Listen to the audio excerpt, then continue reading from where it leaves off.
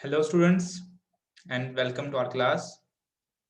उम्मीद करता हूँ आप सब अच्छे से होंगे और आप लोगों ने जो लास्ट लेक्चर है बाइनोमियल थ्योरम वो अच्छे से पढ़ लिया होगा, समझ लिया होगा। आपकी कुछ क्वेरीज भी हो सकती है, आप मेरे साथ शेयर करिए, आपको सोल्यूशन देने की कोशिश करेंगे।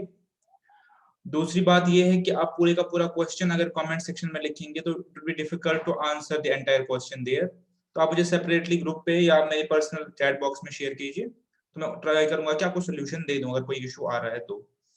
इसके अलावा मैंने बाइनोमियल थ्योरम में आपको लास्ट जो पार्ट है उसमें कुछ क्वेश्चंस दिए हैं, तो मैंने बस क्वेश्चंस लिख के हिंट देके छोड़ दिए थे, तो वो क्वेश्चंस अटेम्प्ट कर लीजिए आप सब।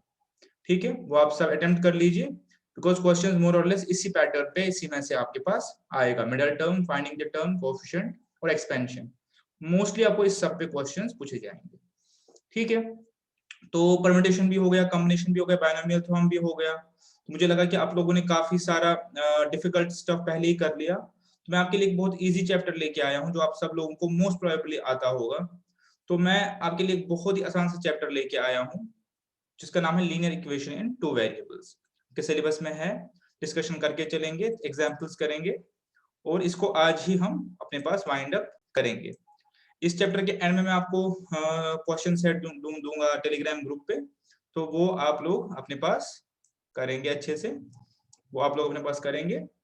तो आइए शुरू करते हैं। बहुत ही इजी चैप्टर है ये और आप में से बहुत सारे लोगों को आता होगा, आई थिंक सो।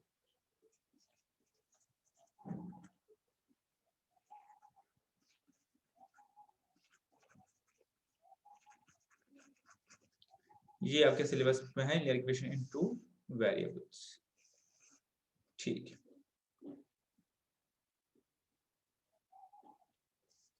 चलिए शुरू करते हैं। तो ये चैप्टर बहुत इजी है, आपको पता है। ये शुरू करने से मैं आपको पहले बताऊंगा कि आपके जो सिलेबस में है वो क्या क्या है। तीन चीजें आपके सिलेबस में है, इस पर्टिकुलर चैप्टर में से तीन चीजें आपके सिलेबस में है। एक है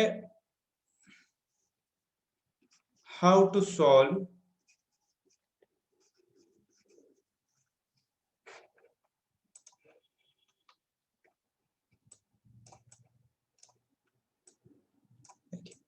एक है how to solve linear equation two variables, दूसरा है कंसिस्टेंसी, कंसिस्टेंसी, ठीक है, और तीसरा है एप्लीकेशंस।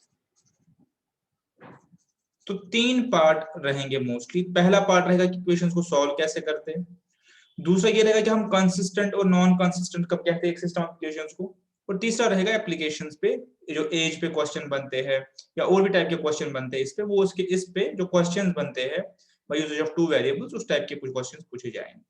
तीन पार्ट है, आइए शुरू करते हैं। चलिए,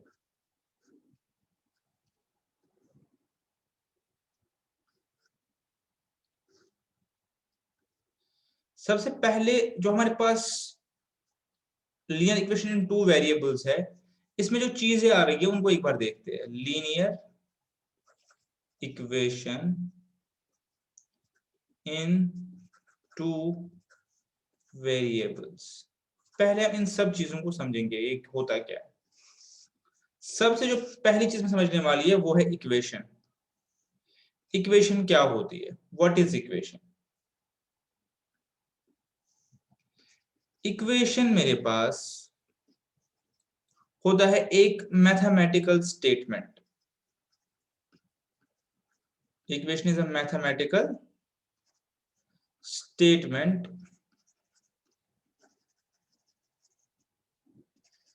which involves, what does it involve? Which involves sign of equality. अगर मैं कोई भी एक मैथमेटिकल स्टेटमेंट ले लूं, ठीक है, एक मैथमेटिकल स्टेटमेंट ले लूं जिसमें इक्वालिटी साइन इंक्लूडेड हो, तो ऐसे स्टेटमेंट को हम कहते हैं इक्वेशन। एक मैथमेटिकल स्टेटमेंट जिसमें इक्वालिटी साइन हो, ठीक है। अब ये तो हो गई डेफिनेशन, ठीक है। तो आपको पता है कि डेफिनेशन के साथ हम ज्यादा काम नहीं करते, हम चीजों को एनालाइज करते हैं कि एक्चुअल में होता क्या है। तो मैं अक्सर एक चीज बताता हूं, ठीक है, आप उसको नोट भी कर सकते हैं। मैं अक्सर एक चीज बताता हूं, इक्वेशन जो है, इक्वेशन इज एग्जैक्टली कैसी होती है,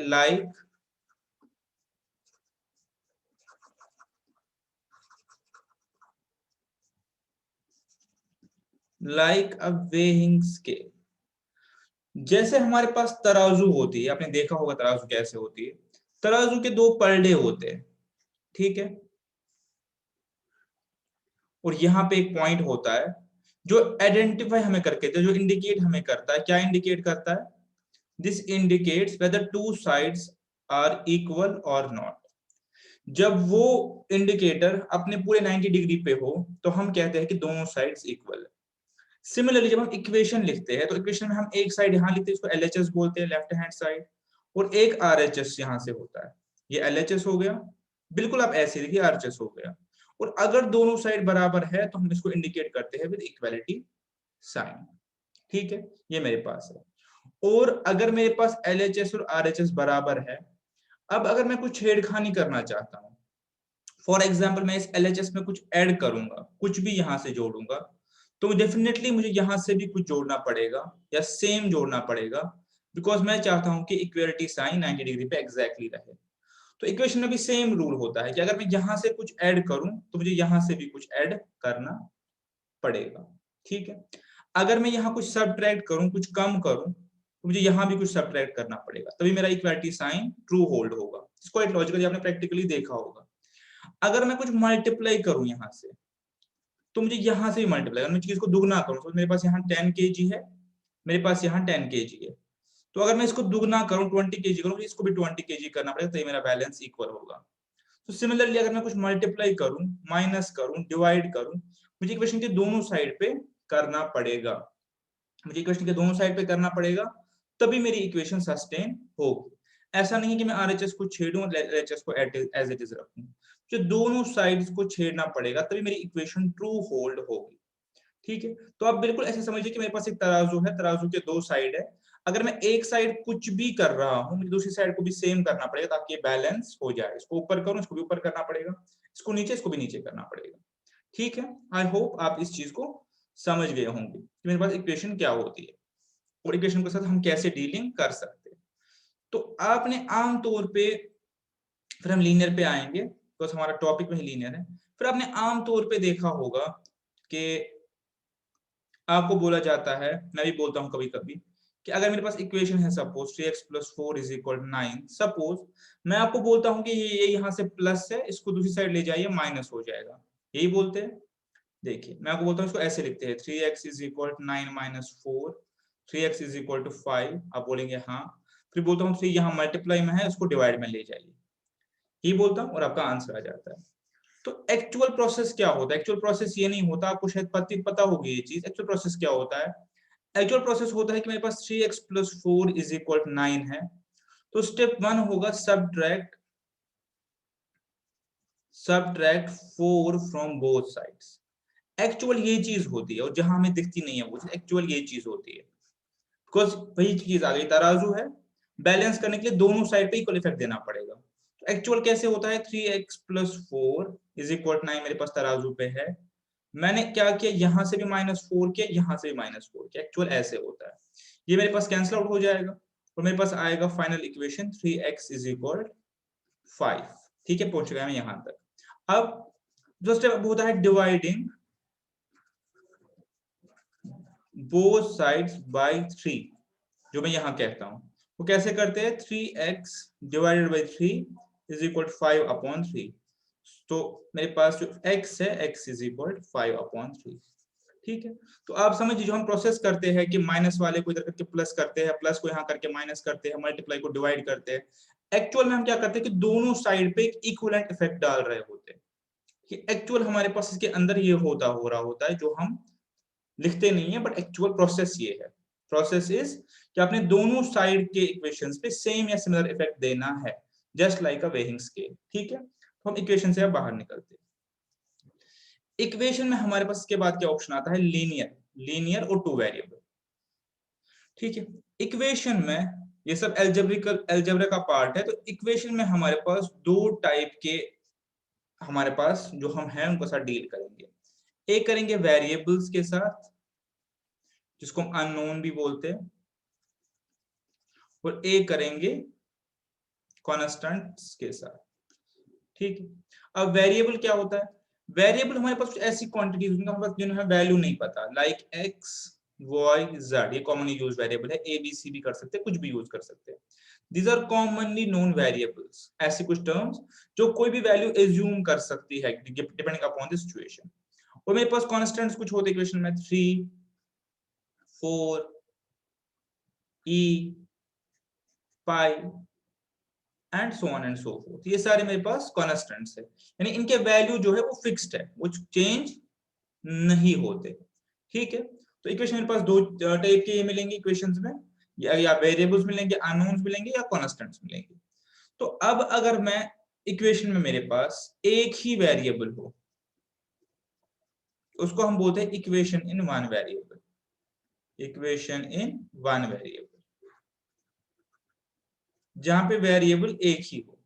ठीक है, सो अगर मैं आपको बताऊं x plus 4 is equal to 92, ये मेरे पास कौन सी इक्वेशन हो गई? तो आप कहेंगे इक्वेशन इन वन वेरिएबल।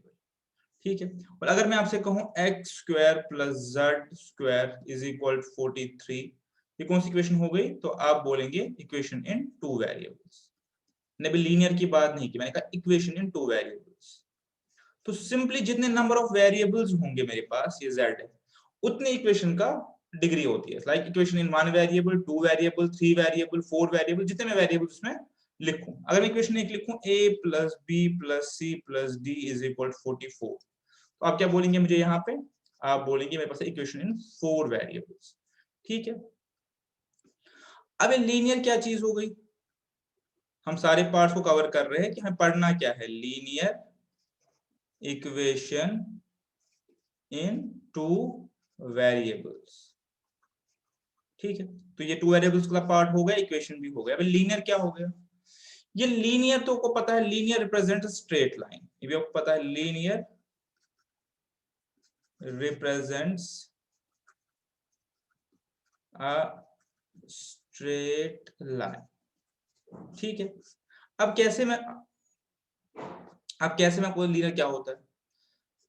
देखिए, मैंने आपको कहा कि हमारे पास इक्वेशन में क्या होता है, वेरिएबल्स होते हैं या अननोन, जो हम इंडिकेट करते हैं एक्स वाई जेड से, और हमारे पास होते हैं कॉन्स्टेंट्स।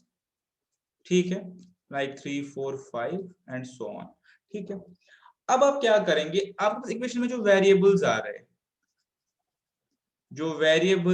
हैं, आपके इक्वेशन में, ठीक है, उनके इंडेक्स या पावर चेक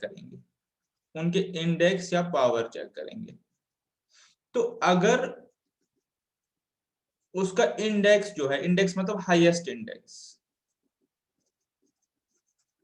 1 हुआ, तो हम इसको बोलते हैं लीनियर इक्वेशन। ठीक है, अगर उसका इंडेक्स 2 हुआ, हाईएस्ट इंडेक्स, उसको बोलते हैं क्वाड्रेटिक। 3 हुआ इंडेक्स, हाईएस्ट इंडेक्स, तो उसको बोलते हैं क्यूबिक इक्वेशन। ठीक है, तो सबसे पहले मैं आपको समझा रहा हूं कि इक्वेशन क्या होता है, लीनियर क्या होता है, और ये सब क्या होता है। तो अब मेरे साथ फटाफट से बोलेंगे, मैं कुछ इक्वेशंस लिखूंगा, आप बोलेंगे हमें मुझे इक्वेशन कौन सी है और इन कितने वेरिएबल्स। ठीक है, सिंपल सा है। पहले मैंने लिखी 3x plus 4 is equal to 8, तो फटाफट से बताएंगे, सॉल्व नहीं करनी, मुझे ये चाहिए कि कौन सी इक्वेशन है। This is linear equation. ठीक है, लीनियर इक्वेशन है। लीनियर क्यों है? बिकॉज x की हाईएस्ट पावर जो है 1 है, वेरिएबल की पावर 1 है, इन कितने वेरिएबल्स? 1 वेरिएबल। इसको हम बोलते हैं linear equation in one variable. Linear equation है और वेरिएबल एक ही है। ठीक है, एक और एग्जांपल देते हैं, x plus Y is equal to 9। बताइए, x की पावर क्या है? 1, y की पावर क्या है? 1, इसका मतलब ये होगा equation linear, because highest power is 1, और वेरिएबल्स कितने हैं? वेरिएबल्स है 2, ये होगी linear equation in two variables, जो आपको पढ़ना है। ठीक है, फाइन। चलिए एक और देखते हैं, 3x square is equal 42। Solve नहीं कर रहा हूं, मुझे बस ये बताना कौन सी इक्वेशन है। This is quadratic equation. ठीक है, बिकॉज x की हाईएस्ट पावर 2 है मेरे पास इन वन वेरिएबल। ठीक है, एक और इक्वेशन लिखता हूँ 3x² + 2x + 9 = 0। कौन सी इक्वेशन है? क्वाड्रेटिक इक्वेशन, बिकॉज x की हाईएस्ट पावर 2 है इन वन वेरिएबल, वेरिएबल एक ही है मेरे पास x, तो इन वन वेरिएबल। एक लास्ट लिखता हूँ 3x³ + 2x² = -8।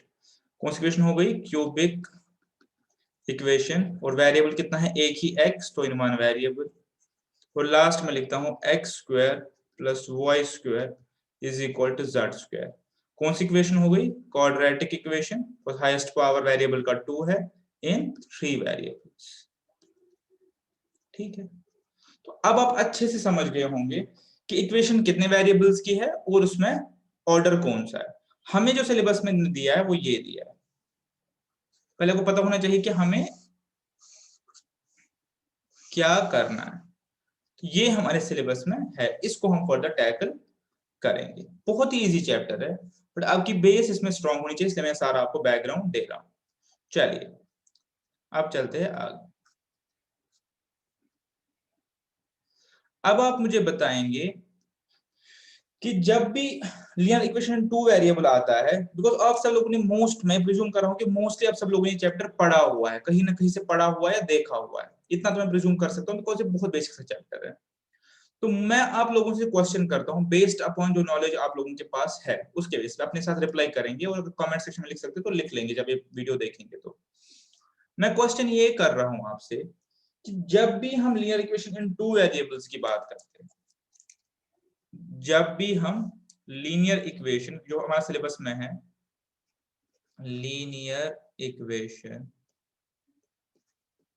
इन 2 वेरिएबल्स की बात हम जब भी करते हैं, व्हेनेवर, हम क्यों हमेशा बोलते हैं a set of linear equation या a pair of linear equation? हम क्यों एक इक्वेशन की बात नहीं करते?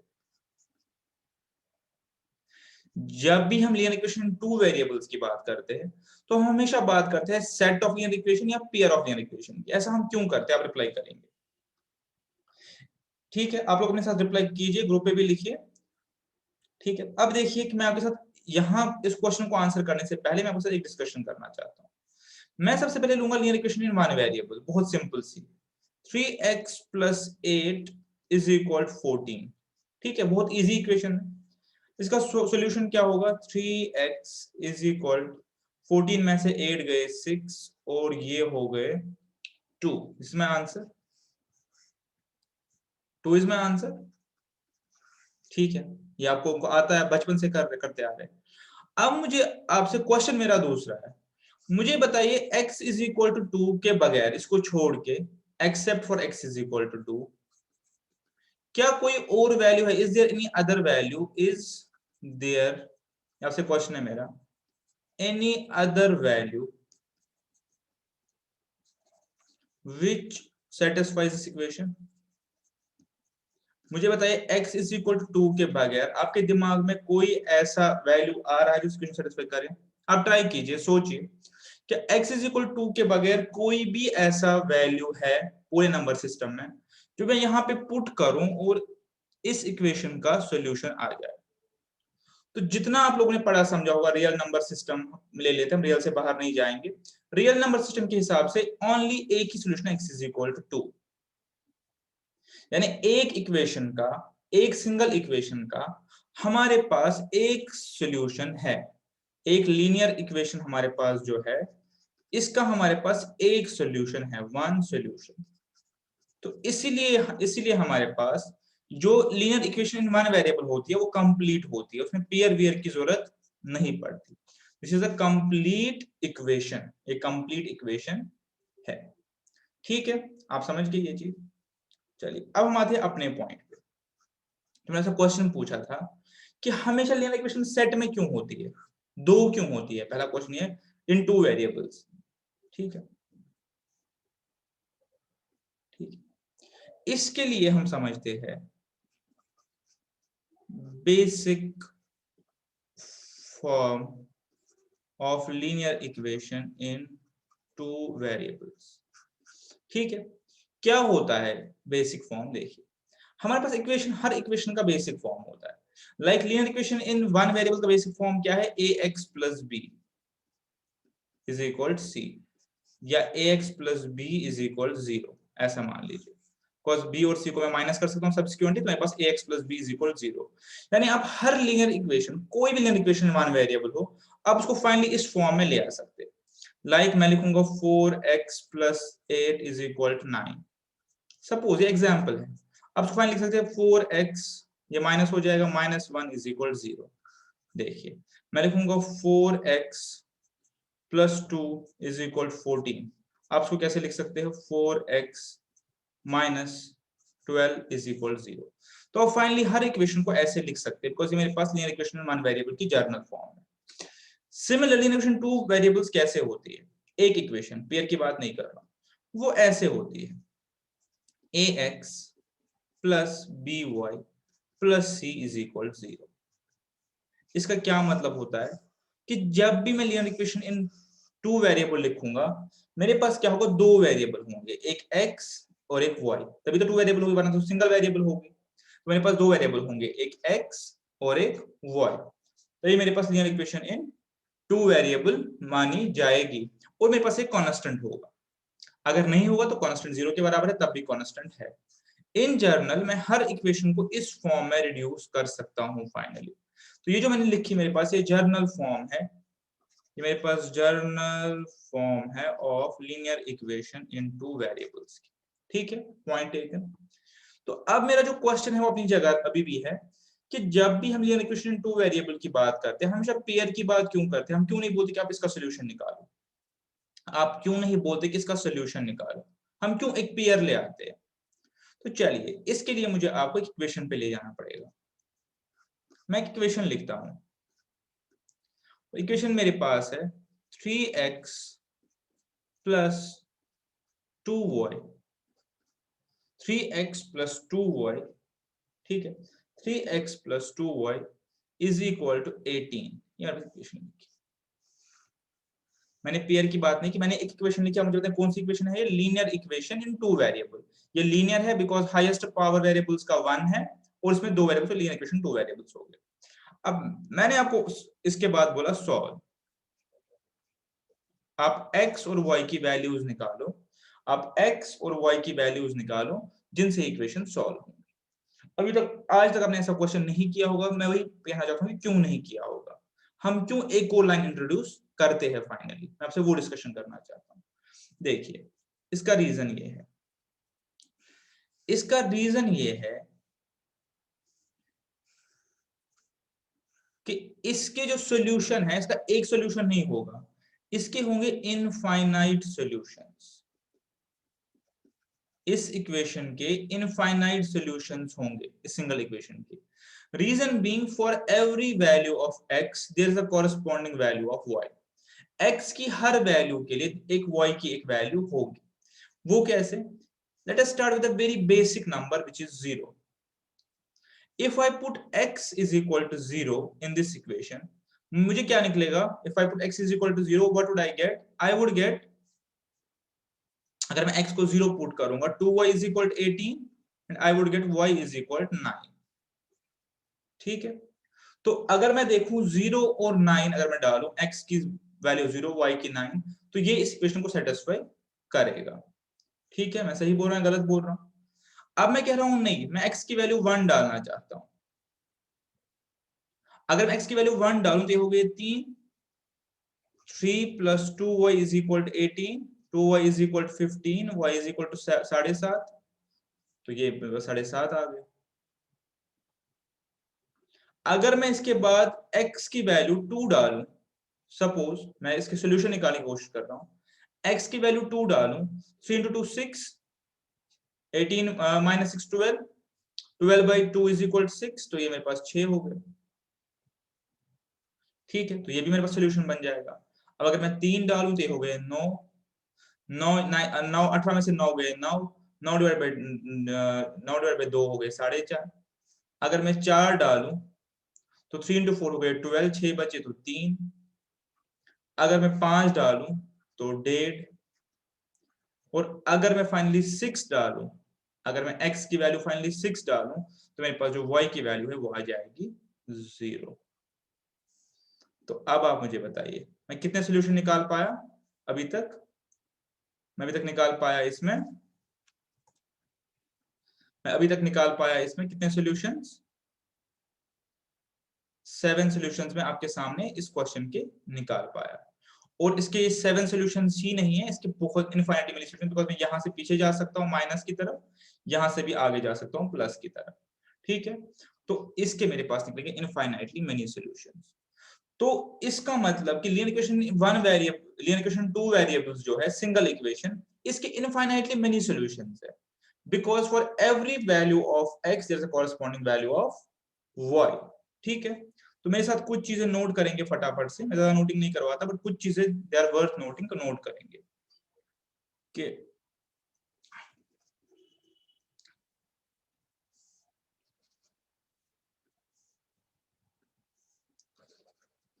Single linear equation in 2 variable has, मैंने सिंगल की बात की, एक इसकी बात की, हैज इनफाइनाइटली मेनी सॉल्यूशंस। ठीक है, ये चीज आपको समझ में आ गई कि एक single linear equation in two variables के इनफाइनाइटली मेनी सॉल्यूशंस होते हैं। क्यों? दैट इज क्यों for every value of x, जब भी मैं x की कोई वैल्यू दूं, कोई भी वैल्यू यहां पे, उसके लिए there is a corresponding value of y, उसके लिए y की भी एक वैल्यू होती है, there is a corresponding value of y। ठीक है, यानी जब भी मैं x की कोई वैल्यू डालूंगा मुझे y की वैल्यू निकल आएगी। तो जितने मर्जी में x उतने मर्जी y आएंगे। मैं x कितने डाल सकता हूँ? इन्फिनिटी। मेरे पास y कितने आएंगे? इन्फिनिटी। तो इसका मतलब इसका कोई सिंगल सॉल्यूशन नहीं होता एक इक्वेशन का, इसलिए कभी आपको क्वेश्चन एक इक्वेशन पे नहीं आएगा in case of linear equation in two variables. ठीक है, एक और चीज वर्थ नोटिंग है, बहुत जरूरी है, linear equation in two variable, a single linear equation two variable, एक सिंगल इक्वेशन रिप्रेजेंट्स, ये क्या रिप्रेजेंट करती है? सबसे जरूरी बात जो मैं लिख रहा हूं, रिप्रेजेंट्स अ लाइन, ये रिप्रेजेंट करती है एक लाइन को, जिसको लीनियर बोलते हैं, दिखाऊंगा भी कैसे। रिप्रेजेंट लाइन किस में लाइन थी? इन अ 2D प्लेन। मैं इसको हमको कार्टेशियन प्लेन भी बोलते हैं, बिकॉज वो हमें आगे पढ़ना है, सेट्स में हम पढ़ेंगे कार्टेशियन प्लेन क्या होता है। अगर मैं एक 2D प्लेन बनाता हूँ, एक सिंपल 2D प्लेन बनाता हूँ, उसमें ये इक्वेशन क्या रिप्रेजेंट करती है? एक लाइन को। पहली पहली चीज आपने समझ लिया अच्छे से यहाँ पे। अब दूसरी चीज को मैं आपको समझाता हूँ। इक्वेशन क्या है? 3x + 2y = 18। 3x + 2y = 18। ठीक है, 3x + 2y = 18। ठीक है, पॉइंट टेकन। अब देखिए, तो इसके वैल्यूज आए मुझे। हमारे पास 2D प्लेन होता कैसे? ऐसे होता है। ये आप सारी चीजें आपको पता होंगी, इसलिए मैं इस पे ज्यादा डिटेल में नहीं समझा रहा। ऐसे होंगे हमारे पास, एक को हम बोलते हैं x एक्सिस और एक को हम बोलते हैं y एक्सिस। ये भी आपको ऑलरेडी पता होगा। ठीक है, ठीक है, नहीं ऐसे, इसको हम बोलते हैं x एक्सिस, इसको बोलते हैं y। मैं इसको रब करता हूं ताकि आप लोग कंफ्यूज ना हो। ये x एक्सिस है, ये y एक्सिस, और ये भी बाय कन्वेंशन है, उल्टा करने में भी कोई हर्ज नहीं है, but convention is it is like this. और इसके बाद एक और कन्वेंशन, इसको हम बोलते हैं पॉजिटिव पॉजिटिव, क्योंकि ये मेरे पास इंटरसेक्शन 0 होता है। ये सब चीजें आपको पता होंगी, इसलिए इस पे डिटेल में नहीं जा रहा। पॉजिटिव पॉजिटिव, ठीक है, पॉजिटिव मतलब x भी पॉजिटिव y भी पॉजिटिव, यहां से x नेगेटिव लेकिन y पॉजिटिव। फिर जब नीचे आएंगे इस क्वाड्रेंट में, यहाँ पे आएंगे तो मेरे पास दोनों नेगेटिव है। इस तरफ आएंगे, मेरे पास x पॉजिटिव है y नेगेटिव। ठीक है, ये कैसे है? 1 2 3 4 5। सपोज ये -1 2 3 -4, ऊपर 1 2 3 4 और नीचे -1 -2 -3। तो आप पॉजिटिव नेगेटिव समझ गए होंगे। ठीक है, अब मैंने आपसे लिखवाया, पीछे लाइन लिखवाई कि linear equation in two variable, मतलब ये दिस रिप्रेजेंट्स, क्या लिखवाया मैंने? This represent a line in 2D plane, मतलब इस प्लेन में एक लाइन रिप्रेजेंट करती है। वो लाइन कहां पे? वो देखिए मेरे पास x0 y9, क्या आप ढूंढ सकते हैं x0 y9? चलिए वो प्लेन से बाहर चला गया, उसको रहने दीजिए। 3 और 4.5, 3 और 4.5, तो ये 3 हो गए, this is 3 and this is 4.5। ठीक है, तो ये पहला पॉइंट हो गया, मैंने प्लॉट किया x3 और y 4.5। इसके बाद x4 और y3, x4 और y3, दिस मीन्स दिस। ठीक है, ओके। अब वो पता है कि लाइन बनाने के लिए 2 पॉइंट सफिशिएंट है, मैं तीसरा भी प्लॉट कर सकता हूं, 2 सफिशिएंट है, 5 और 1.5, 5 और 1.5। ठीक है, ऑल्दो मेरे पास जो है 2 पॉइंट सफिशिएंट थे। ठीक है,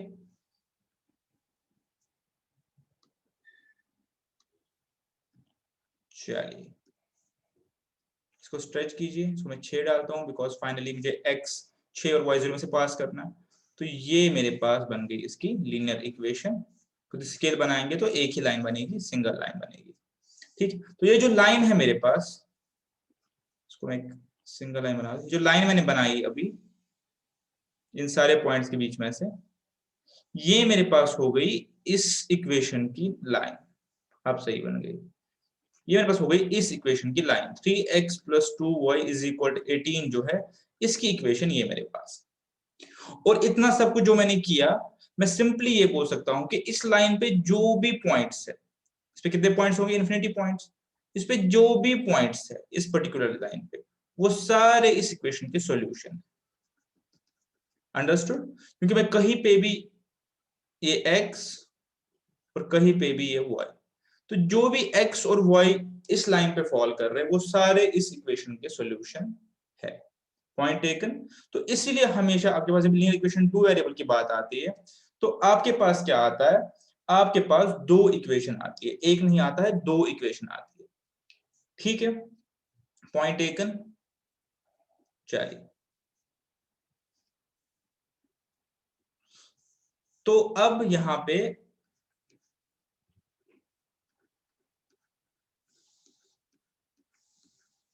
आप ये समझ गए।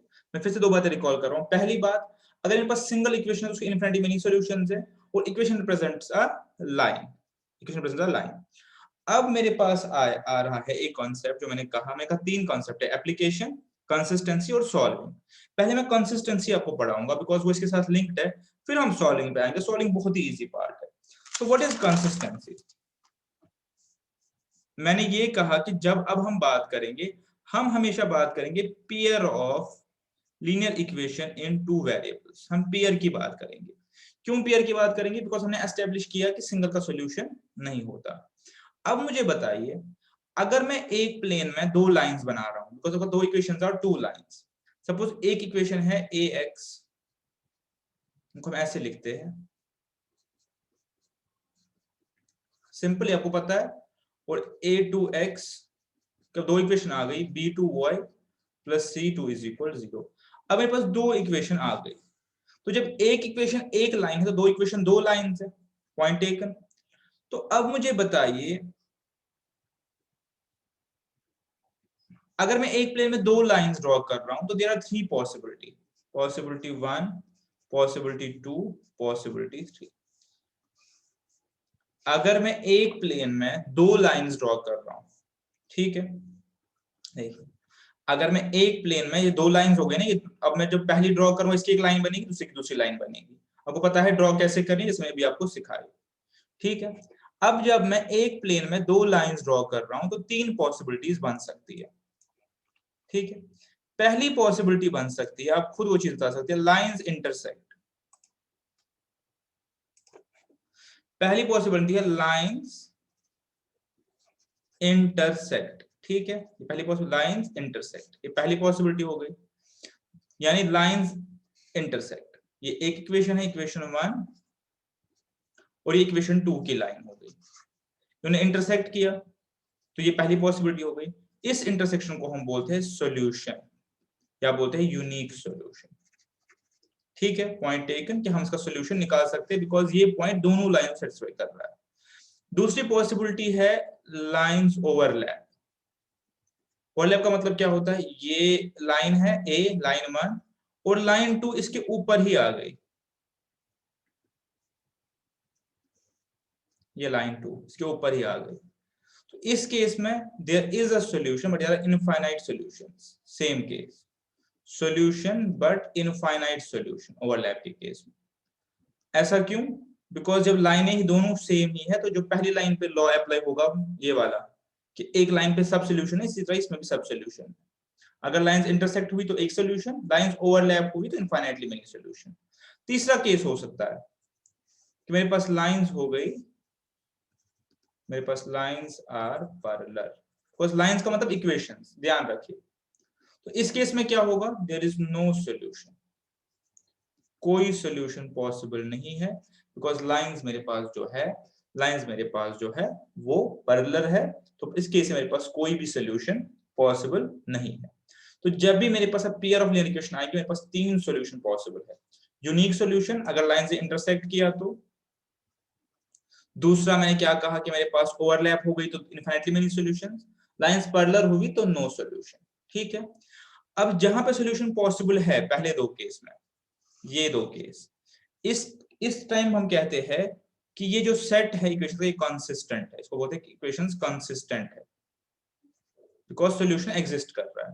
यहाँ पे सॉल्यूशन है नहीं तो यहाँ पे बोलते हैं इनकंसिस्टेंट है because solution does not exist.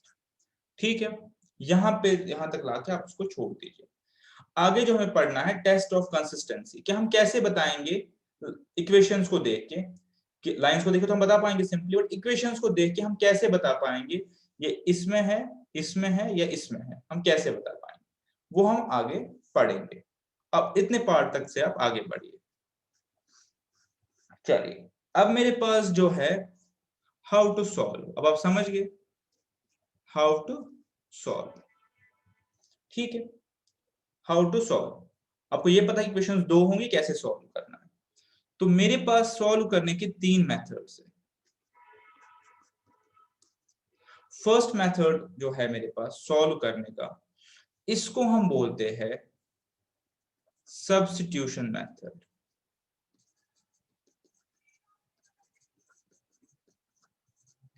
दूसरा जो उसको बोलते हैं एलिमिनेशन मेथड,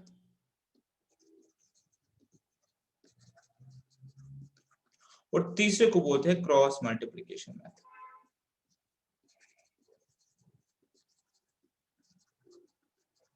या शॉर्टकट भी आप उसको बोल सकते हैं। ठीक है, चलिए हम तीनों पे डिस्कशन करते हैं कैसे वर्कआउट करता है। सब्स्टिट्यूशन मेथड जो है बहुत ही इजी है, दो इक्वेशन ले लेते हैं, सब्स्टिट्यूशन पे काम करेंगे। ठीक है, मेरे पास इक्वेशन है, मैं इक्वेशन खुद बनाता हूं। मेरे पास एक इक्वेशन है मेरे पास इक्वेशन है x plus Y is equal to 3, ये पहली इक्वेशन हो गई। और मेरे पास जो दूसरी इक्वेशन मैंने बनाई, वो मैंने अपने पास बनाई, से 2x,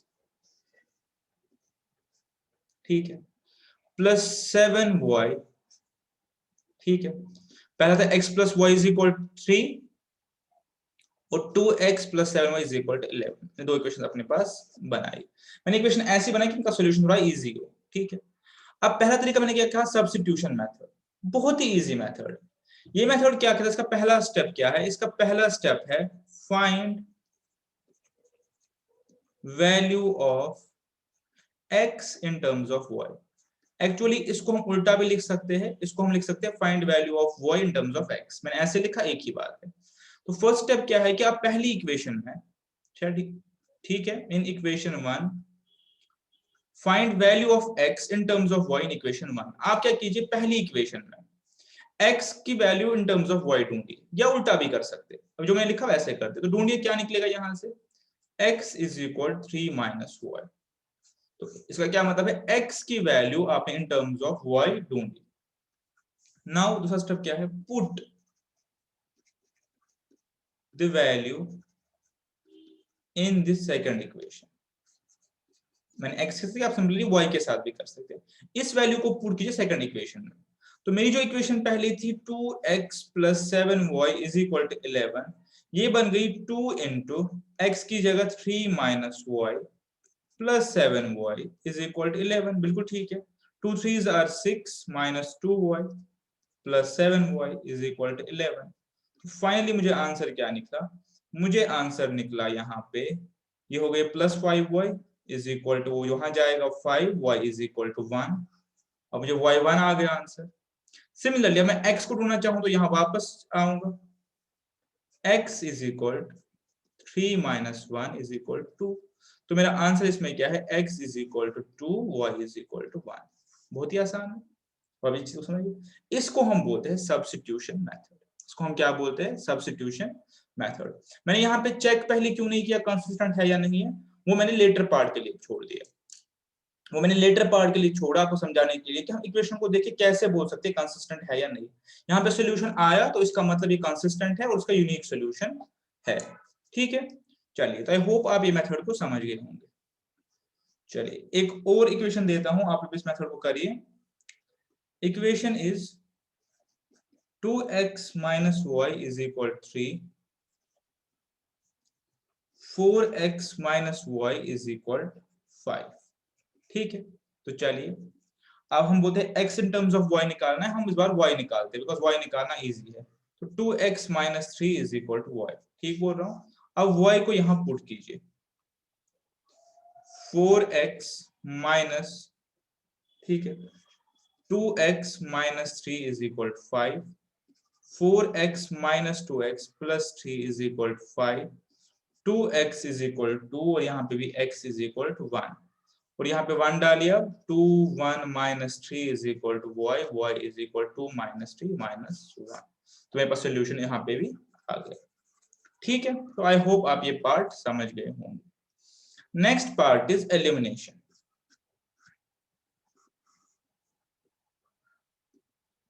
next part is elimination. ये काफी अच्छा मेथड है और ज्यादा यूज होता है, एलिमिनेशन मेथड।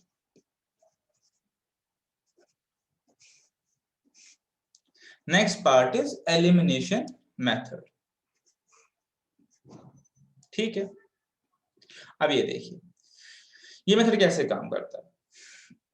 आपने पहला देखा सब्स्टिट्यूशन, बट सब्स्टिट्यूशन हमेशा इजी पार्ट नहीं होता।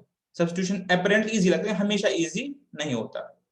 एलिमिनेशन का मतलब क्या होता है कि हमारे पास अगर दो अननोन्स है x और y, आप इक्वेशंस को ऐसे रिशेप करो, इनको ऐसे रिशेप करो कि हमारे पास एक ही अननोन बचे। ठीक है, देखिए समझिए कैसे।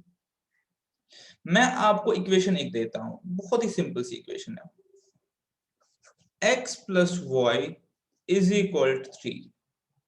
ठीक है, और x minus Y is equal to 1। आप मुझे बताइए बिना देखे इसका आंसर क्या होगा? इसका आंसर क्या होगा? 2 और 1 हमें समझ आता है, x is equal to 2, y is equal to 1। देखिए 2 एक 3, 2 में से एक 3, समझ आ गया हमें। अब मैं आपको बताता हूं कि एक्चुअल में हमने कैसे किया, जो आपने आंसर निकाला कैसे निकाला। एक्चुअल में हमने देखा कि इस x का कोफिशिएंट 1 है, इसका भी कोफिशिएंट 1 है, इसका भी 1 है, इसका भी 1 है। ठीक है, मैं फिर से लिखता हूं इनको, मेरे साथ समझेंगे। ये चीज बहुत ही जरूरी चीज है, एलिमिनेशन कैसे होता है। मैंने कहा x plus Y is equal to 3 और मैंने कहा x minus Y is equal to 1। तो ये इक्वेशन 1 a लिख लीजिए या b लिख लीजिए इक्वेशन। अब सिंपली आप क्या कीजिए, इन दो इक्वेशंस को सब्ट्रैक्ट कीजिए। आप दो इक्वेशंस को सब्ट्रैक्ट कीजिए, माइनस कीजिए, इसमें से इसको माइनस कीजिए। Subtracting equation b from a। अब जब माइनस करने बैठेंगे देखिए x और x निकल जाएगा, बिल्कुल सही है। ये बच गया y minus minus y plus y। I hope आप फॉलो कर रहे हैं। 3 में से एक गए, 2, ये माइनस बाहर है तो इक्वेशन का माइनस है। ठीक है, 2y is equal two and y is equal to 1। अब वापस कहीं भी पे भी पुट कीजिए तो x इज इक्वल 2 निकल आएगा। तो ये आपके पास हो गया एलिमिनेशन। एलिमिनेशन में क्या होता है कि वी एलिमिनेट वन कोफिशिएंट, हम वो एलिमिनेट वन वेरिएबल, सॉरी, चाहे x चाहे y। बट एलिमिनेशन में एक और चीज हमें सीखनी है एलिमिनेशन में, कि यहाँ पे सब्ट्रैक्शन पॉसिबल था बिकॉज मेरे पास यहाँ पे x और x की कोफिशिएंट सेम थे, तो मैंने कर लिया। तो क्या स्टेप्स एलिमिनेशन की? फर्स्ट स्टेप है, लिख लीजिए, equate coefficients on either x और y, दोनों में से एक के कोएफिशिएंट इक्वेट कीजिए दोनों इक्वेशन में, ठीक है। देन ऐड या सब्ट्रैक्ट, बस द इक्वेशन, बस ये, ठीक है। अब मैं कोई एग्जांपल दिखाता हूं यहाँ पे इक्वल नहीं होंगे। सपोज मेरे पास एक आ गया 2x plus y is equal से 14, अब मैं कुछ भी लेता हूं तो सोल्यूशन नहीं निकालूंगा पूरा। यहां मेरे पास आ गया x plus 3y is equal to 9, मैंने इक्वेशंस ले लिया, ऐसे ही अपने अंदाजा सोल्यूशन ले लिया। अब मुझे बताइए how to solve it by elimination. अगर मैं इनको माइनस करूं, इनको देखिए, तो 2x minus X is equal to X और y minus 3y is equal to y, तो कोई फायदा तो होगा ही नहीं। एक बार करके दिखाता हूं। अगर मैं इनको माइनस करूं, सपोज एक बार माइनस करके देखते हैं, तो जब करेंगे तब पता चलेगा कि लिमिटेशन क्या है, क्यों नहीं करते ऐसे।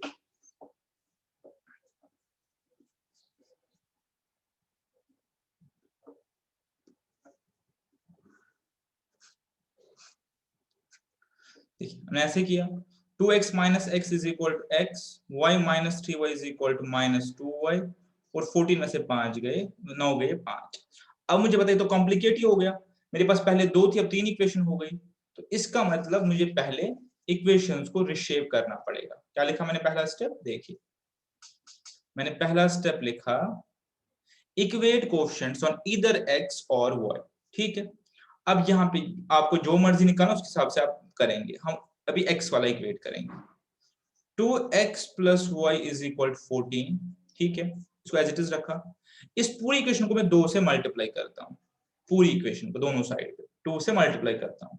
जब मल्टीप्लाई करेंगे तो 2 इंटू एक्स हो गया 2x, और 2 इंटू 3y हो गया 6y, और ये 2 इंटू 9 हो गया मेरे पास 18, ठीक है। अब देखिए अब मैं सब्ट्रैक्ट कर सकता हूँ, ठीक है। अब इससे इसको सब्ट्रैक्ट कीजिए, ऐसे भी कर सकते हैं। तो ये 0 हो गया, 6 में से ये गया 5y इज इक्वल 4, तो y इज इक्वल 4/5। इसके थ्रू आप x की वैल्यू निकाल सकते, ठीक है। आप समझ गए। तो मैंने क्या किया, पहले मैंने अपने कोएफिशिएंट्स को इक्वेट किया बिफोर सब्ट्रैक्टिंग। एक और एग्जांपल देखिए,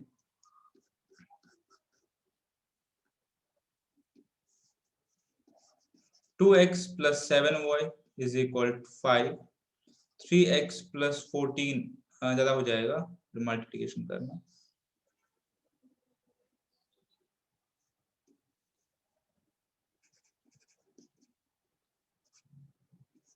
सपोज कुछ भी ले लीजिए। अब यहाँ पे देखिए आप, यहाँ पे अगर मैं x या y को इक्वेट करना चाहता हूं तो मुझे दोनों इक्वेशंस को चेंज करना पड़ेगा। लॉजिकल है, दोनों को चेंज करना पड़ेगा। कैसे करूंगा, इसको 3 से मल्टीप्लाई करके और इसको 2 से मल्टीप्लाई करके पूरी इक्वेशन को। यहाँ नई इक्वेशन क्या निकलेगी, 3 2 are 6x, 3 7 are 21y and 3 15 are 45। यहाँ नई इक्वेशन क्या निकलेगी, 6x प्लस 2 4 are 8y, और ये हो गए 40। अब माइनस कीजिए, माइनस करेंगे तो ये हो गया 0, कुछ नहीं बचेगा यहाँ पे 0x, ये बच गए मेरे पास 20, और 21 में से 8 गए 13 हुआ। सो y इज इक्वल 20/30, ठीक है। तो ऐसे करके हम इक्वेशन को अपने पास, इस इक्वेशन को अपने पास सॉल्व करते हैं, फिर y से x की वैल्यू निकल आएगी, ठीक है। अंडरस्टूड। ये दूसरा मेथड जो हो गया मेरे पास, ये मैंने आपको समझा दिया, सेकंड मेथड, ठीक है। ये हो गया मेरे पास एलिमिनेशन मेथड। अब एक क्वेश्चन अभी हमने किया था थ्रू दिस मेथड, सब्स्टिट्यूशन को एलिमिनेशन से भी करते, same question, 2x minus y is equal to 3, 4x minus y is equal to 5। यहाँ पे क्या आप इसको पहले इक्वेशन को ठीक करेंगे, ठीक करने की जरूरत ही नहीं है, आप सिंपली इक्वेशंस को माइनस कीजिए, ठीक है। 4x minus 2x 2x, minus Y minus Y खत्म हो जाएगा, और ये 2x इज इक्वल टू 1 कहीं पे पुट कीजिए, 2 1 y 2 minus 1 y is equal to -1, ठीक है। तो ये मुझे लगता है बहुत इजी है, इसमें कोई डिफिकल्टी नहीं। अब आ गया आपका तीसरा पार्ट,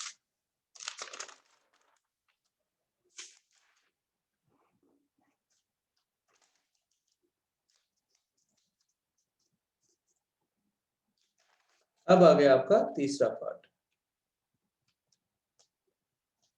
एक और एग्जाम्पल कर लेते, एक और एग्जाम्पल है बुक में, इसको कर लेते। चलिए, करने में कोई हर्ज नहीं है, इसने एग्जाम्पल सीखेंगे। मेरे पास इक्वेशन दी गई है 11x minus 5y plus 61 is equal 0, और मेरे पास दिया गया है 3x minus 20y minus 2 is also equal to 0। ठीक है, अब मुझे आप बताइए इनको सॉल्व करना है। ठीक है, इनको सॉल्व करना है। एक तरीका ये है, इक्वेशन से 11x minus 5y plus 6 equal to 3x minus 20y minus 2 equal to 0। ठीक है, अब पहले आप आइडेंटिफाई कीजिए, मैं मेरे लिए आसान क्या होगा, किसको क्या करना। अगर मैं x के कोएफिशिएंट को इक्वेट करूं तो मुझे क्या करना पड़ेगा, इसको 3 से मल्टीप्लाई, इसको 11 से मल्टीप्लाई, 3 से 3 लाने के लिए मैं उसको इग्नोर करूंगा। उससे अच्छा मैं इसको ही 4 से मल्टीप्लाई करूं, मेरा y इक्वेट हो जाएगा। अपने बेस्ट समय से ढूंढना है ना, तो ये हो गया 44x माइनस 20y। ठीक है, और ये हो गया 4, और ये हो गया 24। ठीक है, और नीचे 3x minus 20y minus 2 is equal 0। अब आप सिंपली इसमें कीजिए सब्ट्रैक्ट, ये हो गया 41x, ये खत्म हो जाएगा, ये हो जाएगा 246 plus so x is equal to minus 246 divided by 41। ठीक है,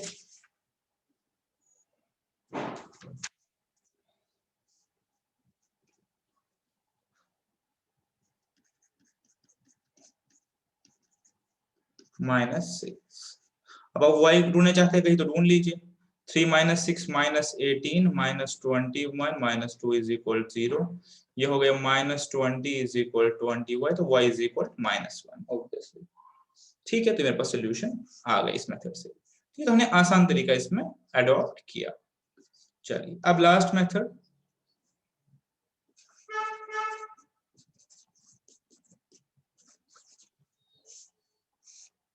अब लास्ट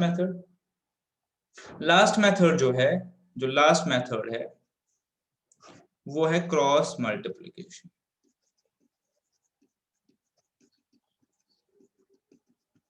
देखिए वो क्या कहता है। वो कहता है, बहुत ध्यान से देखेंगे, वो शॉर्टकट मेथड भी है, ध्यान से देखेंगे।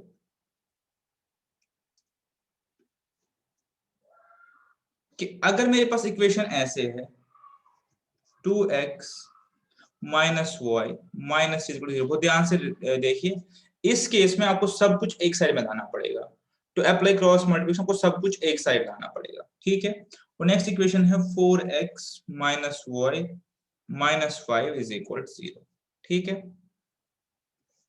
ठीक है, आपके पास इक्वेशन ऐसे देखिए। आप कैसे इसको अब सॉल्व करेंगे बाय क्रॉस मल्टीप्लिकेशन, पहले मैं आपको करवाता हूं, फिर आपको लॉजिक्स बताता हूं। ये ध्यान से देखेंगे, सेंटर से शुरू करना है, यहां से शुरू करना है। मैं शुरू किया, राइट वर्ड्स जाना है, राइट वर्ड्स गए, और वापस सेंटर पे ही कंप्लीट हो जाना है। एरोस की तरफ ध्यान रखिए। पहले आप एक बार सीखिए, मैं बताता हूँ हाउ इट वर्क्स, ये काम क्यों करता है, आपको पता होना चाहिए काम क्यों करता है इक्वेशन। तो सेंटर से शुरू कीजिए, तो कोफिशिएंट्स क्या है, what are the coefficients of this. ठीक है, बताइए क्या कोफिशिएंट्स है। -1 -1। ठीक है, -1 -1। फिर हमें राइट वर्ड जाना है, तो कोफिशिएंट्स क्या है मेरे पास, -3 -5। बिल्कुल ठीक है।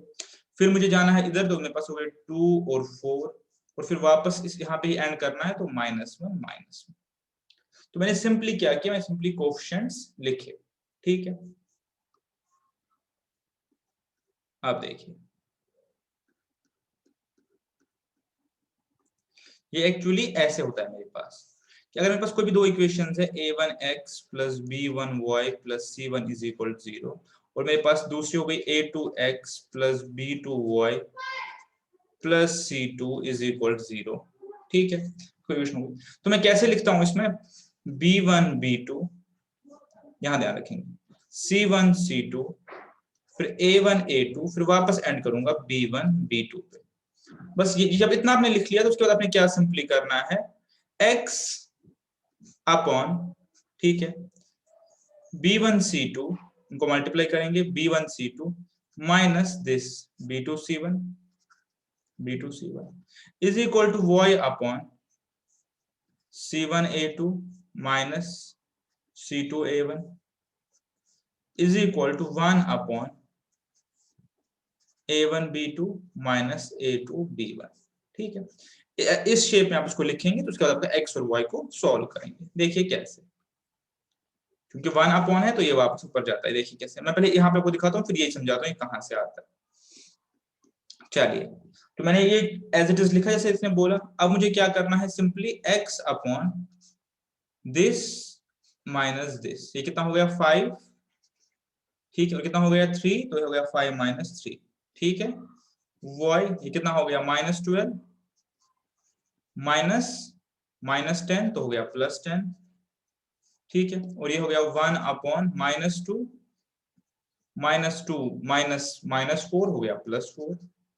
तो नर्शल में क्या निकला, x upon 2 is equal to y upon -2 is equal to 1 upon 2, यही निकला। तो अब आंसर निकालना कौन सी बड़ी बात है, x divide by 2 is equal to 1/2, ये 2 ऊपर जाएगा, 2 और 2 तो x इज इक्वल टू 1।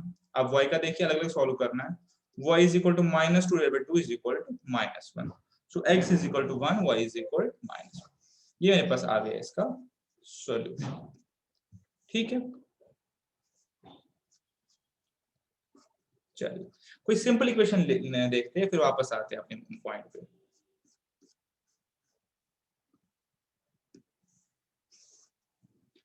वही जो हमने शुरू की थी, x plus Y is equal to 3 और x minus Y is equal to 1। आपको इसका आंसर आपको पता है। पहले इसको अपनी फॉर्म में ले आएंगे, x plus Y minus 3 is equal to 0, x minus Y minus 1 is equal to 0, ठीक लिख रहा हूं। अब आप कोएफिशिएंट्स नोट डाउन कीजिए, स्टार्टिंग फ्रॉम मिडल, 1 -1 3 -1, फिर 1 और 1 और वापस 1 और -1, ठीक। अब लिखिए x अपॉन -1 माइनस माइनस 3 हो गया -1 + 3 is equal to y upon 3 minus minus 1 3 + 1 is equal to 1 upon -1 minus -1, ठीक है। ये हो गया x अपॉन 2, ये हो गया y अपॉन 4, ठीक है। ये हो गया x, ठीक है, और ये हो गया 1 डिवाइडेड बाय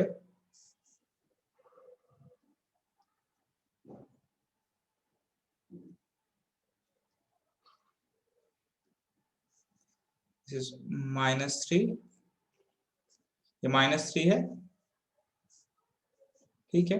1 -1 -3 -1 1 1 1 -1, कैलकुलेशन वापस कीजिए। फिर ये -1 हो गया, -1 प्लस, तो यहाँ पे माइनस आ जाएगा, फिर देखिए इसको यहाँ पे माइनस आ जाएगा, ठीक है। माइनस है तो इसकी कैलकुलेशन चेंज करनी है सारी। ये हो गया -3, ये हो गया -3 +1 और बाकी ठीक है। तो ये हो गया मेरे पास x अपॉन -4, ये हो गया y अपॉन -2 और ये हो गया 1 अपॉन -2। अब आप आंसर सिंपली निकालेंगे, x इज इक्वल 2 आ जाएगा। कैसे, इसको सॉल्व करना है, इधर जाएगा तो x इज इक्वल 2 और y is equal to 1, because ये ऊपर जाएगा, y इज इक्वल टू 1। तो ये देखिए सिंपली आपका जो क्रॉस मल्टीप्लिकेशन मेथड है ऐसे काम करता है। ये हो गया क्रॉस मल्टीप्लिकेशन, इसको बोलते हैं शॉर्टकट मेथड, ठीक है। अब क्वेश्चन जो है, व्हाई डज इट वर्क, ये मेथड आपने पहले देखा हुआ method, why does it work, ये काम क्यों करता है, व्हाई डज इट वर्क, और इसका आंसर है शॉर्टकट मेथड कुछ नहीं है, या cross multiplication, it's a generalised form of elimination method. Actually अगर हम एलिमिनेशन मेथड को एंड तक करेंगे तो ये उसी की फॉर्म है और कुछ नहीं है। देखिए मैं आपको दिखाता हूँ फटाफट, इसलिए आपको ज्यादा दिमाग लगाने की इस पे जरूरत है नहीं, क्यों काम करता है, बट एक बार देख लीजिए। a1x plus b1y plus c1 is equal to 0 और a2x plus b2y plus c2 is equal to 0। यही बात है। हम क्या को बोलते हैं, ऐसे लिखिए आप b1 b2 c1 c2 a1 a2 वापस b1 b2।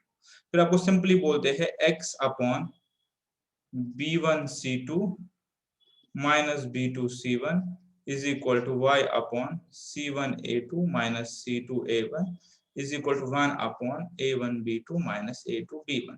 ठीक है, फिर इसके बाद बोलते हैं आंसर निकालने के लिए। क्या बोलते हैं आंसर निकालने के लिए, देखिए हम आपको आंसर निकालने के लिए बोलते हैं कि आंसर हमारे पास ऐसे आएगा, x is equal to b1 c2 minus b2 c1 divided by a1 b2 minus a2 b1 and y is equal to c1 a2 minus c2 a1 divided by a1 b2 minus a2 b1। ये बोलते हैं आपको, और आप ऐसे करके solution निकालते हैं। बट ये आता कहां से, देखिए ये इसकी जनरलाइज्ड फॉर्म है और कुछ नहीं है। इसी की कैसे करेंगे, पहले इक्वेशन को आप 4 मल्टीप्लाई करिए a2 से, वही करते हैं, और इसको मल्टीप्लाई करिए a1 से। देखिए हम वही कर रहे हैं कि नहीं, ये हो गया a2 a1x जो एलिमिनेशन मेथड होता है, और ये हो गया a2 b1y और ये हो गया a2 c1 इज इक्वल 0। ठीक है, दूसरे में हमने क्या किया a1 से, तो ये हो गया a2 a1x प्लस b2 और a1 y और ये हो गया a1 c2 0। ठीक है, अब चूंकि इक्वल है तो माइनस कीजिए, ये निकल जाएगा, ये आएगा a2 b1y minus b2 a1y is equal, या यहाँ पे ये है plus a2 c1 minus c2 a1 is equal 0। ठीक है, अब हमें y की वैल्यू निकालनी है। ठीक है, अब हमें y की वैल्यू निकालनी है। यहाँ पे है c1 a2 minus c2 a1, आप देख पा रहे हैं, इज इक्वल, इसको मैं लिख सकता हूँ a1 b2 y और इसको मैं लिख सकता हूँ माइनस a2 b1 y। मैंने इन दोनों को इस तरफ लिया और उसको एज इट इज रखा। y कॉमन ले लीजिए, a1 b2 minus a2 b1 और ये c1 a2 minus c2 a1, c1 a2 minus c2 a1 divided by a1 b2 minus a2 b1 is equal to y। तो देखिए हमने क्या किया, जो आपको शॉर्टकट मेथड या ये बताया जा रहा है क्रॉस मल्टीप्लिकेशन, ये कुछ नहीं होता, ये एलिमिनेशन मेथड को हमने एंड तक किया और हमने एंड में देखा कि रिजल्ट तो ऐसे आ रहा है, तो इसीलिए आपको कंसाइजली हम रिजल्ट ही निकलवाते हैं। सेम x के लिए भी आप कर सकते हैं, लेकिन x के केस में आपने क्या करना है, इसको b2 से मल्टीप्लाई, इसको b1 से मल्टीप्लाई। ठीक है, तो आई होप कि कॉन्सेप्ट्स यहाँ पे सफिशिएंटली कंप्लीट हो गए। एक लास्ट जो कॉन्सेप्ट है, लास्ट वाइंड अप करने से पहले, उसको हम बोलते हैं कॉन्सेप्ट ऑफ स्लोप। ऑल्दो आपके सिलेबस में नहीं है, बट मुझे थोड़ा सा उसमें ऐसे समझाना पड़ेगा, बिकॉज मुझे आपको लास्टली ये पढ़ाना है टेस्ट ऑफ कंसिस्टेंसी। उसको बोलना नहीं, हमने आपको ये बोला कि 3 तरीके होते हैं, या तो लाइंस पैरेलल होंगी तो नो सॉल्यूशन, याद रखना है, या लाइंस इंटरसेक्टिंग होगी तो यूनिक सॉल्यूशन, या लाइंस ओवरलैप होंगी तो इनफाइनाइट सॉल्यूशन। ठीक है, तो अब हम इक्वेशंस को देख के कैसे पता कर पाएंगे कि कौन सा ये किस कैटेगरी में फॉल करता है। इसको हम बोलते हैं टेस्ट ऑफ कंसिस्टेंसी, कि आप इसको टेस्ट करो फॉर कंसिस्टेंसी। ठीक है, वो मैं बताऊंगा कैसे टेस्ट करना हो, तो इसको छोड़ दीजिए। उसके लिए हमें कॉन्सेप्ट ऑफ स्लोप करना पड़ेगा। देखिए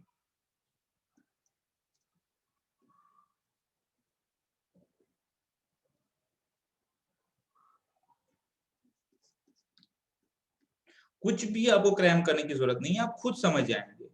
मैं आपको इक्वेशन दो देता हूं, x plus Y is equal 3, x plus Y is equal 9। मुझे बताइए इसका सोल्यूशन क्या होगा। बिकॉज 3 मेथड है, सोल्यूशन क्या होगा, कोई मेथड कर लीजिए तीनों में से। एक बार करते हैं, चीजें करनी चाहिए तो आपको पता चलेगा क्या हो रहा है। Let us try first method, let us try first method. First method क्या कहता है, वैल्यू निकाली, हम निकालेंगे x is equal 3 minus y, put करेंगे कहीं पे, कहीं पे पुट करेंगे 3 minus y plus Y is equal 9। ठीक है, तो निकल जाएगा 3 इज इक्वल 9। ये क्या आ गया, ये क्या आ गया, ठीक है छोड़िए, तो हो ही नहीं सकता। दूसरा मेथड ट्राई करते हैं।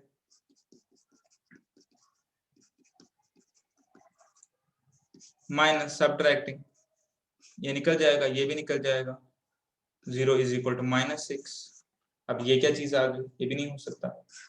तो हम क्या बेसिकली देख पा रहे हैं इस इक्वेशन में, हम देख पा रहे हैं कि इस इक्वेशन का कोई सोल्यूशन नहीं है। हम देख पा रहे हैं इस इक्वेशन का कोई सोल्यूशन नहीं है। आपको पता है उसका रीजन क्या है? आपको पता है उसका रीजन क्या है? उसका रीजन ये है कि slope of both equations is equal, is equal, because equation में जो पहले दो पार्ट होते हैं, ये वाले पार्ट या इनके कोफिशिएंट, ये रिप्रेजेंट करते हैं इक्वेशन का स्लोप। ठीक है, स्लोप का मतलब होता है क्या, अभी पूछ सकते हैं। स्लोप का मतलब होता है मेजर ऑफ स्टीपनेस, स्टीपनेस, ठीक है। स्टीपनेस मींस चढ़ाई, ढलान, ठीक है। अब मैं आपको ये चीज विजुअली दिखाना चाहता हूँ कि क्या स्लोप होता है, कैसे निकालते हैं। वैसे इनका -1 है स्लोप दोनों लाइंस का, ठीक है। अब एक बार देखिए, अगर मैं इसको ड्रॉ करना चाहूं इस सिचुएशन को,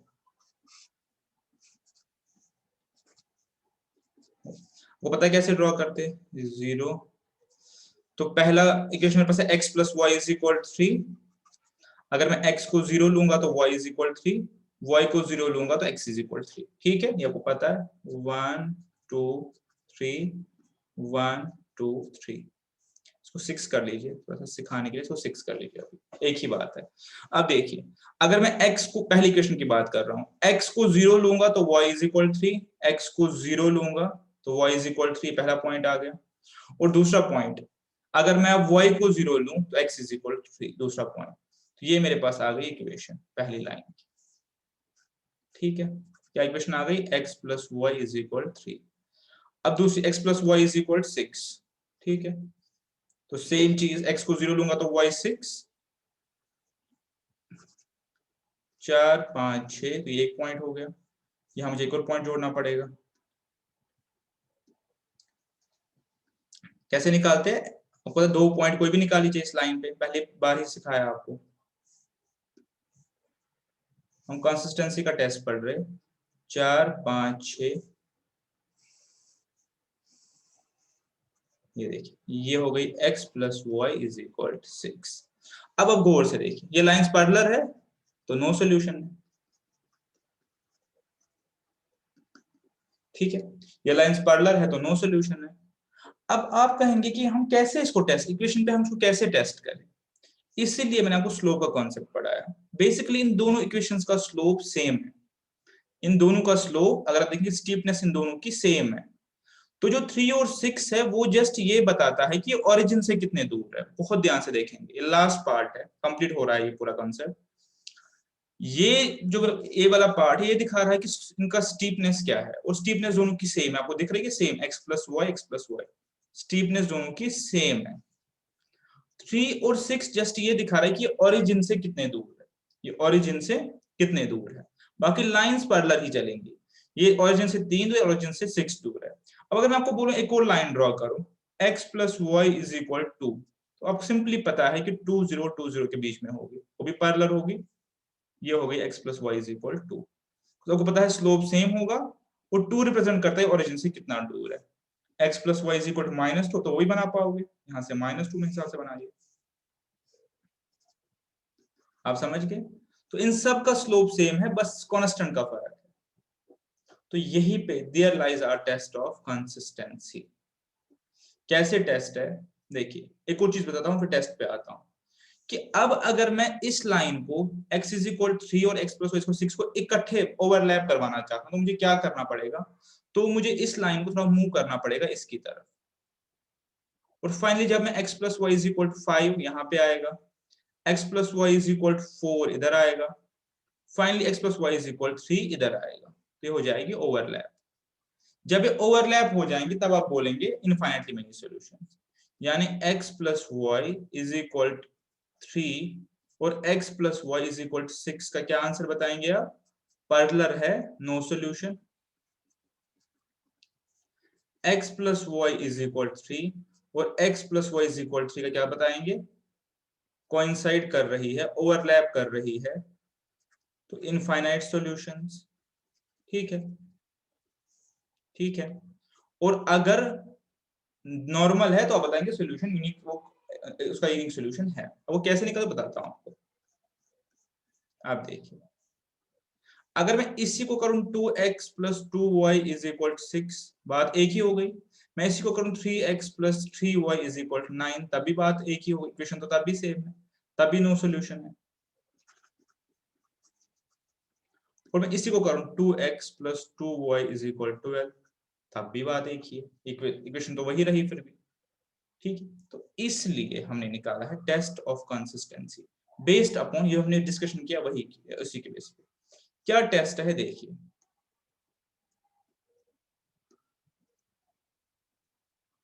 देखिए क्या टेस्ट है, उसको वाइंड अप करते हैं कि अगर हमारे पास वो इक्वेशन है a1x b1y plus c1 is equal 0, और दूसरा है a2x, ऐसे ही होगा मतलब b2y, बहुत ध्यान से प्लस c2 इज इक्वल 0, यहां से ध्यान से, यहां से क्वेश्चन आ सकते हैं। अब हमें बताना है कि तीन पार्ट है कि पहला इसका सॉल्यूशन होगा या नहीं, अगर होगा तो यूनिक होगा या इनफाइनाइटली मेनी होंगे। ठीक है, तो वो हमें कैसे पता चलेगा? इनके कोफिशिएंट्स को टेस्ट करके। ठीक है, क्या टेस्टिंग करनी है? अब सबसे पहले देखेंगे a1 अपॉन a2, ठीक है, इनका रेशियो, और देखेंगे b1 अपॉन b2, ठीक है। और अगर is equal to c1 upon c2, यानी अगर तीनों रेशियो आपस में बराबर है, लाइक x प्लस वाई में भी दिखाया आपको, इज इक्वल टू 3, और x plus Y is equal to 3, इसको मैं लिखूंगा 2x 2y और 6, ये भी हो गया 1/2, ये भी 1/2, ये भी 1/2 रेशियो। अगर a1 by a2 is equal to b1 by b2 is equal to c1 by c2, अगर तीनों आपस में बराबर है, तीनों बराबर है, तो इसका मतलब ये हो गई ओवरलैपिंग लाइंस, ओवरलैपिंग लाइंस, इसका मतलब है इनफाइनाइट सॉल्यूशन। कंसिस्टेंट अभी भी है, पढ़ाया मैंने आपको, कंसिस्टेंट सॉल्यूशन है, कंसिस्टेंट है, लेकिन इसका क्या है? ओवरलैपिंग लाइंस है, इनफाइनाइट में। इसका एक और मतलब है कि दोनों लाइन सेम है आपस में, दोनों लाइंस सेम है, बिकॉज अगर मैं इसका रेशियो सेम है तो मैं यहां से कॉमन फैक्टर लेके उसको ठीक कर सकता हूं। देखिए, प्रोसेस को और दिखाता हूं आपके समझने के लिए। अगर मैं एक इक्वेशन लिखूं x plus Y is equal 3, और इक्वेशन लिखूं अपने पास 2x plus 2y is equal 6, ठीक है। अब मैं बोलूंगा 1/2 is equal to 1/2 is equal to 1/2, इसका मतलब इसके इसका एक और मतलब कि लाइन सेम है, मैं 2 को कॉमन ले सकता हूं, 2x plus Y is equal 2 into 3, ये और ये गया तो लाइन सेम है, वही मतलब है इसका। चलिए दूसरे पार्ट पे, दूसरा पार्ट देखिए, मैं आपको समझाया। अगर x plus Y is equal to 3 और x plus Y is equal to 9 है, सपोज अगर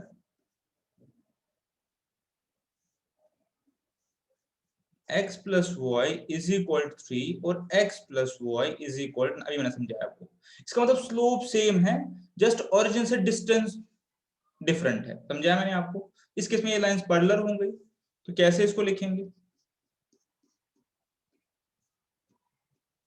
इसको लिखेंगे a1 by a2 is equal to b1 by b2,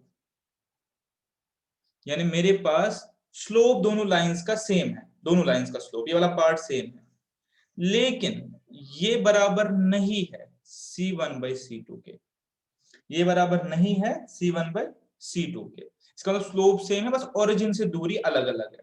यही केस ले लीजिए वापस, देखिए इसमें अगर यही केस वापस ले लेंगे, मैं आपको प्रैक्टिकली दिखाया।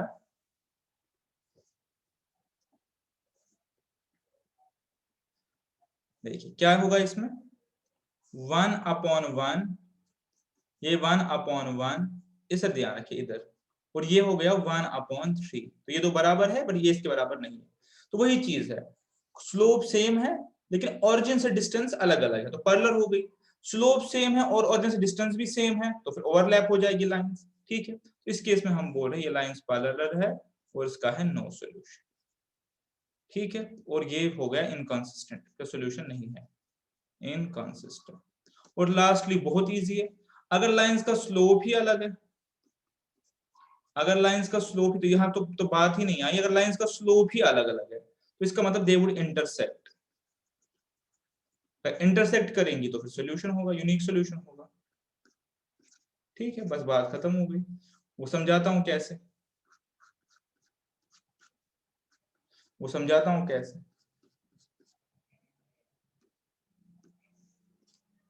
अगर देखिए दो लाइन का स्लोप सेम इंटरसेक्ट होंगी, स्लोप सेम नहीं इंटरसेक्ट होंगी, जैसे मैंने स्लोप सेम बना लिया था तो पैरेलल हो जाएंगे। स्लोप का मतलब steepness.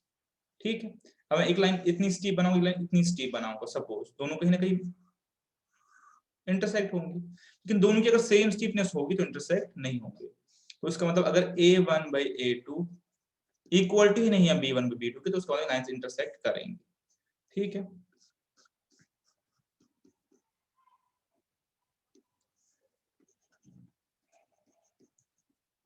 What is slope, measure of steepness, बताया मैंने। हाउ इज स्लोप कैलकुलेटेड,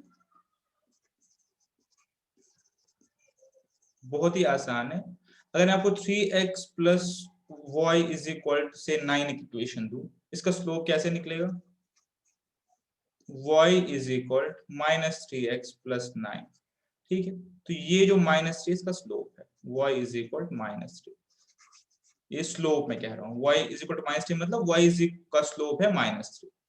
ठीक है, सिंपल सी बात, हो सकता है कि क्वेश्चन आए find the slope of equation, तो आपको एटलीस्ट पता होना चाहिए। 2x plus 3y is equal 10, find the slope of this equation. कैसे निकालेंगे, आप बोलेंगे 3y is equal -2x+10, y is equal to -2/3x+10। इसमें मतलब y का स्लोप जो है वो है -2/3 इज स्लोप। और जब ये बराबर होता है तब मैंने आपको बता दिया, तब लाइंस पैरेलल होती है। ठीक है, तो इसके साथ आपके सारे कॉन्सेप्ट्स कंप्लीट हो गए। कुछ एग्जांपल्स करते हैं, क्वेश्चंस मैं आपके टेलीग्राम ग्रुप पे चढ़ा दूंगा। क्वेश्चंस कितने टाइप के होंगे मैंने आपको पहले ही बताया, एक सॉल्विंग वाले, एक एप्लीकेशन वाले और एक कंसिस्टेंसी वाले।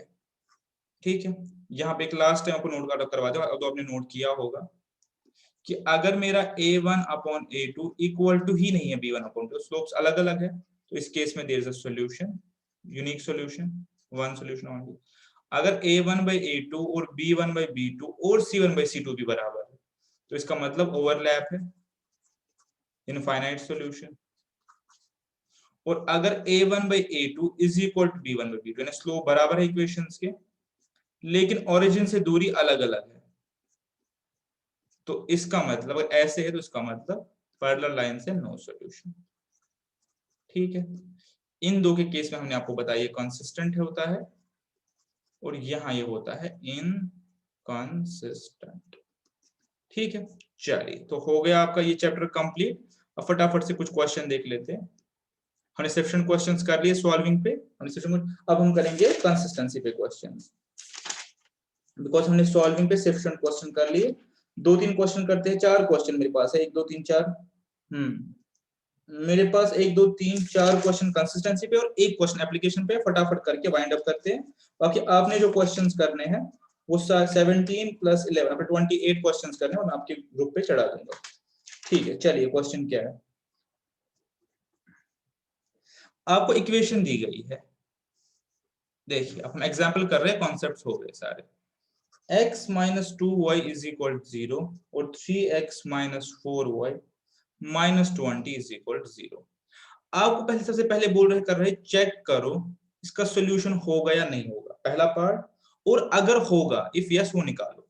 कैसे चेक करते हैं, A1/A2 1/3 -2/-4 होगा 1/2। स्लोप ही बराबर नहीं है, आगे देखने की जरूरत है नहीं, मतलब सॉल्यूशन है इसका, स्लोप इक्वल सॉल्यूशन है। अब सॉल्यूशन निकालना है, कैसे निकालेंगे, आपके पास बहुत सारे मेथड्स है, जिस मर्जी मेथड से निकालिए, आपको कौन सा मेथड सूट करेगा आप उससे निकालिए। ठीक है, मुझे तो सिंपली सूट कर रहा है कि मैं यहाँ पे 3 लिखूं, मल्टीप्लाई करूं, यहाँ पे 6 लिखूं और यहाँ 0 हो गया तो जरूरत ही नहीं है 3 से मल्टीप्लाई करने की। अब आप इनको माइनस कीजिए, ये हट जाएंगे, -6 माइनस -4 ये हो गया -6 + 4 वो हो गया -2y इज इक्वल 0 -20 तो y इज इक्वल टू 10। तो x आप कहीं भी डाल के निकाल लीजिए, ठीक है।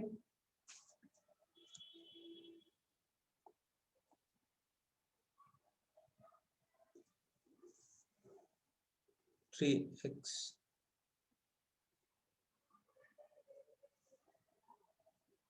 ठीक है, x आप डाल लीजिए कहीं पे, ये हो गया 3x is equal to,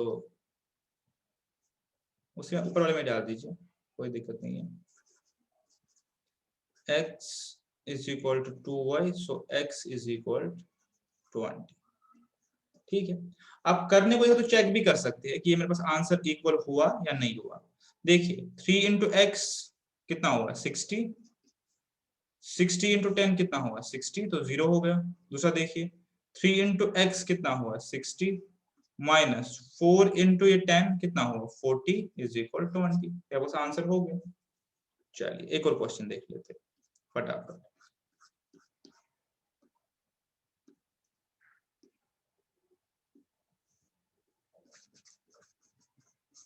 check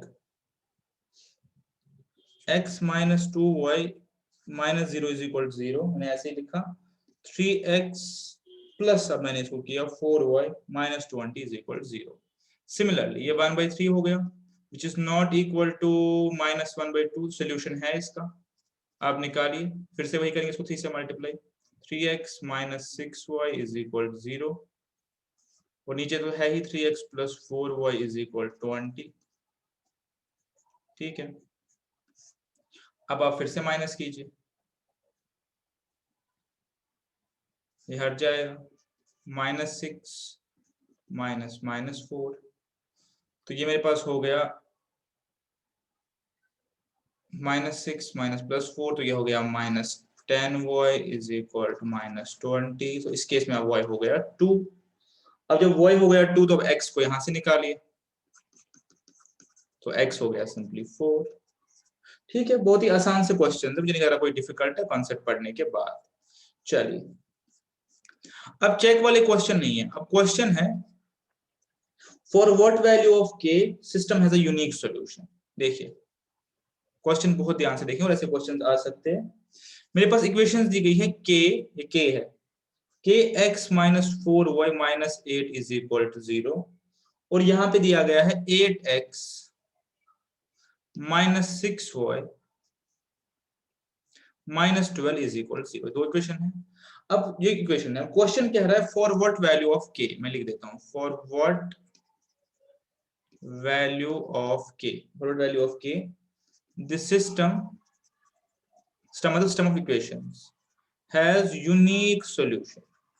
इसका एक सॉल्यूशन कब होगा, अब हमें पता है एक सॉल्यूशन कब होता है, when k/8 should not be equal to -4/-6, मैं 4/6 भी लिख सकता हूँ, ठीक है। जब ये मेरे पास इक्वल नहीं होगा तो मुझे यूनिक सॉल्यूशन निकलेगा, लेकिन अगर ये इक्वल हुआ फिर यूनिक सॉल्यूशन नहीं निकलेगा, फिर या तो ओवरलैप होगा या पैरेलल होगा, ठीक है। आप देखेंगे सो k should not be equal to 8 into 4/6, अगर मैं इसको थोड़ा सिंपलीफाई करूं k should not be equal to 16/3। तो अगर k 16/3 के बराबर नहीं हुआ, कुछ और वैल्यू हुआ तो मेरा सॉल्यूशन निकल जाएगा, ठीक है, क्वाइट अंडरस्टैंडेबल। चलिए आगे एक क्वेश्चन है,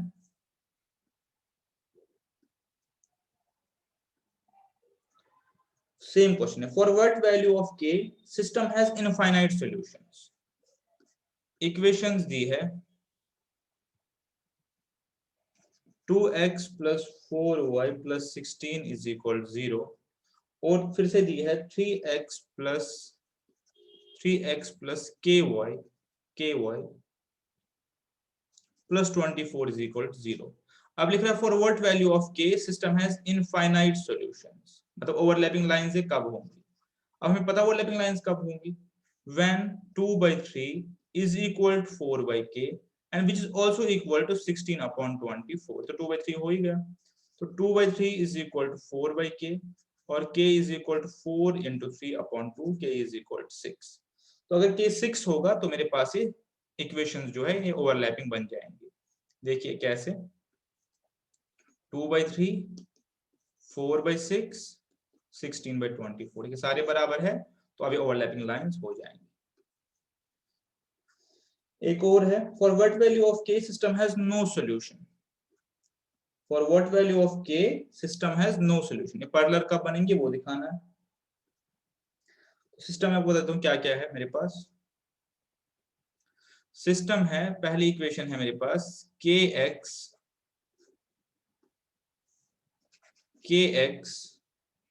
-20y -6 इज इक्वल 0, और नेक्स्ट है 6x -10y -14 इज इक्वल 0। हमें बताना है नो सोल्यूशन कब होगा। k की वैल्यू बताइए नो सोल्यूशन के केस में। अब नो का हमें पता है a1/a2 is equal to b1/b2, slopes बराबर है लेकिन ऑरिजिन से डिस्टेंस बराबर नहीं है। तीसरा क्वेश्चन का बराबर, तो हम कैसे करेंगे, k/6 must be equal to -20/10 which is equal to 20/10। ठीक है, ये इक्वल होना चाहिए, which must not be equal to 6/14। यही हमारे पास इसका सॉल्यूशन आएगा। ठीक है, फाइनली हम कैसे करेंगे, हम इसको करेंगे k इज इक्वल 12। ठीक है, k 12 हो जाएगा, ये हो गया 12/6 इज इक्वल 2/1, स्लोप बराबर हो गए, लेकिन ये मेरे पास 3/7 आएगा, तो ये ऑरिजिन से बराबर नहीं हो, तो इसका मतलब ये पैरेलल लाइंस होगी। ठीक है, बहुत ही आसान सा सवाल है। लास्ट क्वेश्चन एप्लीकेशन वाले पार्ट पे आपको ने बहुत सारे क्वेश्चन दिए हैं एज पे एप्लीकेशन, को आप करेंगे खुद। मैं आपको बहुत सारे क्वेश्चन टेलीग्राम ग्रुप पे इसके बाद चढ़ाऊंगा।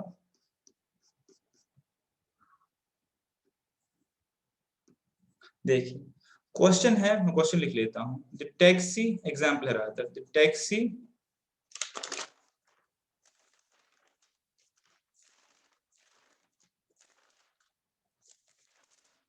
दो एग्जांपल है बस। The taxi charge fix charge, एक टैक्सी हमेशा चार्ज करती है फिक्स चार्ज, ठीक है, विद चार्ज पर किलोमीटर। टैक्सी क्या करती है, फिक्स चार्ज करती है, वो चार्ज पर किलोमीटर करती है, दो चार्ज है इसके। For distance of 20 kilometre, 20 kilometre के लिए कितने पैसे बने एक पैसेंजर के, 205। ठीक है, and for distance of 25 kilometre एक पैसेंजर के कितने पैसे बने, 255। तो आपसे क्वेश्चन पूछ रहा है कि जो बंदा 50 किलोमीटर चलेगा उसको कितने पैसे देने।